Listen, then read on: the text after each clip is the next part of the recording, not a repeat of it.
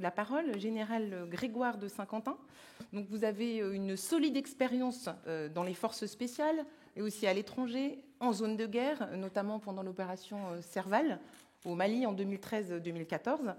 Alors tout d'abord, je voudrais que vous nous fassiez un rappel du rôle historique des armées dans la sécurité, même si, là, aujourd'hui, au CDSE, on est devant des patrons d'entreprises privées.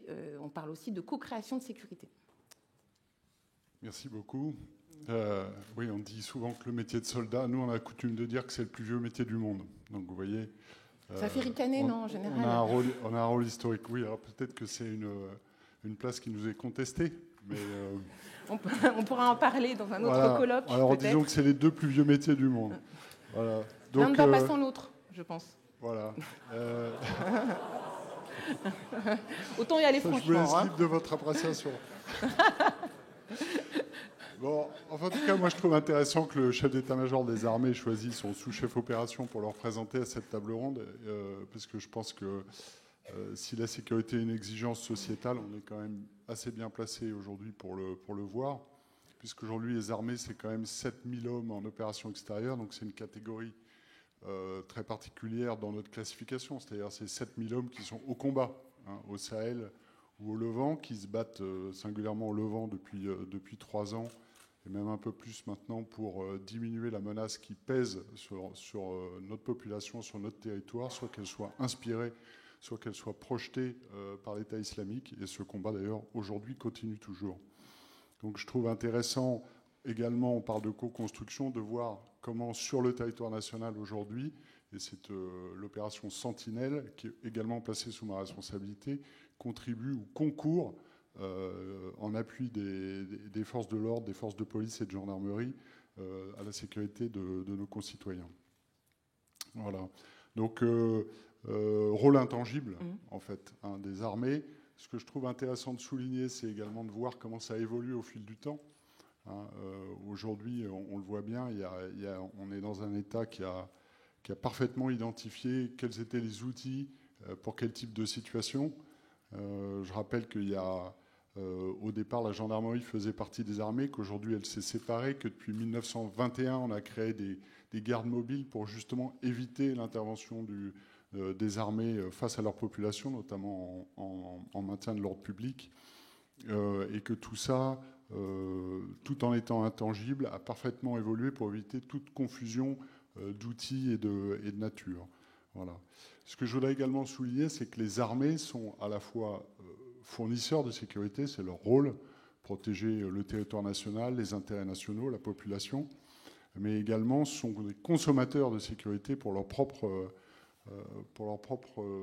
forces, pour leurs propres installations, pour leurs propres acheminements, enfin pour tout un tas de choses sur lesquelles je pourrais revenir. Ce qui me paraît plus intéressant aujourd'hui, c'est quand même de souligner leur rôle en tant que fournisseurs de sécurité et quelque part de montrer qu'elles ont un champ d'expérience qui est assez intéressant, y compris dans ce genre d'enceinte. Aujourd'hui, au Sahel, on essaie de faire revenir de la sécurité, mais pas de la sécurité pour la sécurité. Évidemment, notre mission, c'est d'assurer la sécurité, c'est de chasser les terroristes qui cherchent à s'implanter dans cette région, mais elle est vaine si elle n'est pas soigneusement articulée avec le développement, si elle n'est pas soigneusement articulée avec un retour de ce qu'on appelle la stabilisation derrière, donc la gouvernance, les écoles, les préfets, la police. Et on voit bien aujourd'hui qu'au Sahel, cette articulation est perfectible et qu'on a du mal à l'obtenir, malgré toute une série d'initiatives qui ont été prises. L'année dernière, j'ai signé un protocole avec celui qui était à l'époque encore vice-président délégué, Geoffroy Roux de Bézieux, donc du MEDEF, pour voir comment on pouvait faire agir ensemble les armées et le MEDEF dans les situations de crise.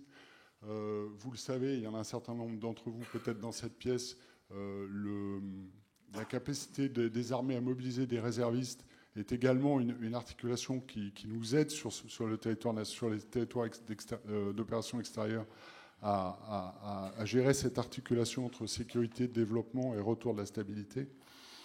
Et puis on a, vous le savez, une fonction qui est dédiée à ça, ce qu'on appelle la coopération civilo-militaire, qui permet de mettre en œuvre tout ça. Excusez-moi un instant, je vais passer on va y revenir après, hein, évidemment. Alors, je vais passer la parole à Monsieur Émile Pérez. Alors vous, c'est très intéressant parce que vous êtes à la fois policier de formation issu du ministère de l'Intérieur, mais vous êtes aussi dans le business, d'accord, puisque vous occupez de la sécurité et de l'intelligence économique pour tout le groupe EDF, qui a en plus une mission de service public importante. Je voudrais vous entendre sur un point, c'est-à-dire, d'abord, pour bien comprendre, pour les gens qui nous écoutent, comment vous définissez et vous séparez la sûreté et la sécurité chez EDF ? C'est toujours délicat quand on est commissaire de police d'être dans les affaires. Donc il faut toujours s'en méfier. Et la relation entre la police et les affaires, pendant très longtemps, s'est limitée à la période très étroite des 24 heures de la garde à vue qui pouvait être prolongée pour ceux qui étaient en face de nous.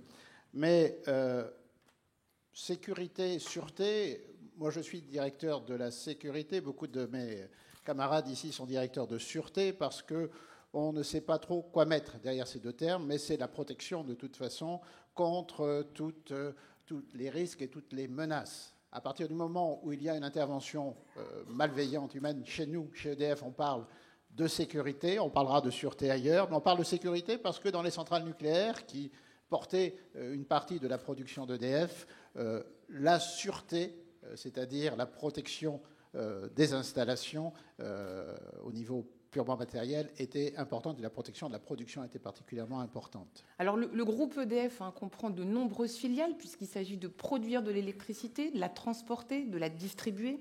Il y a plusieurs filiales, RTE par exemple pour le transport, Enedis c'est pour la distribution, donc ça fait une complexité supplémentaire.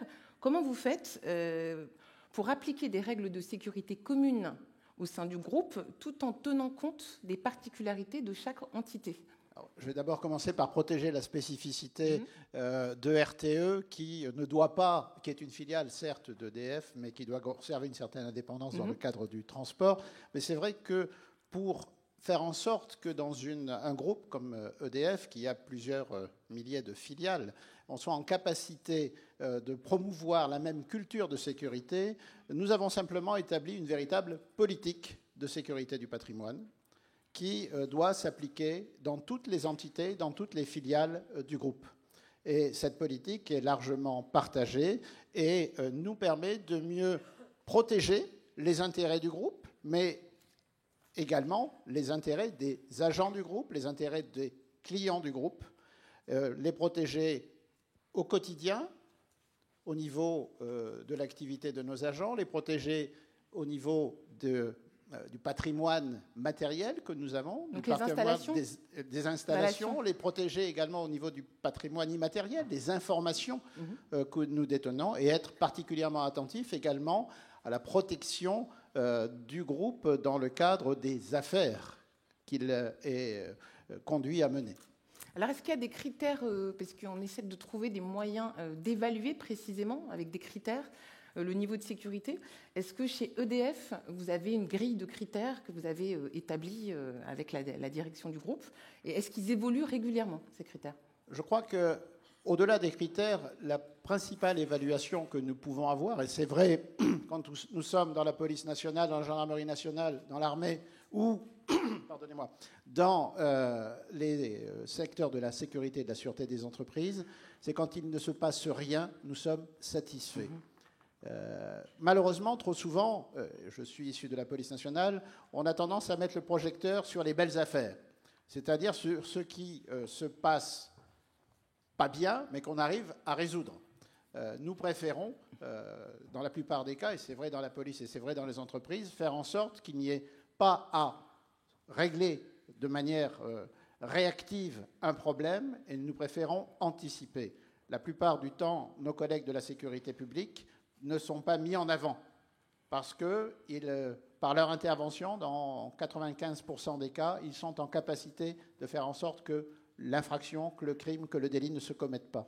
C'est la même chose dans une entreprise. Moins on parlera de notre action, mieux ce sera, et l'évaluation se fera parce qu'il n'y aura pas d'agents en mission à l'étranger en difficulté, parce qu'il n'y aura pas d'installation attaquée, parce qu'il n'y aura pas de déperdition de nos informations ou parce qu'il n'y aura pas de dossier de business, comme vous le signaliez tout à l'heure, en fragilité? Alors, général de Saint-Quentin, sur cette partie, est-ce qu'on pourrait imaginer qu'on pourrait transposer dans l'armée un référentiel de critères? Alors, évidemment, à part sauver des vies, sauver des installations, mais est-ce qu'on peut imaginer que c'est transposable, des points d'évaluation pour un groupe privé?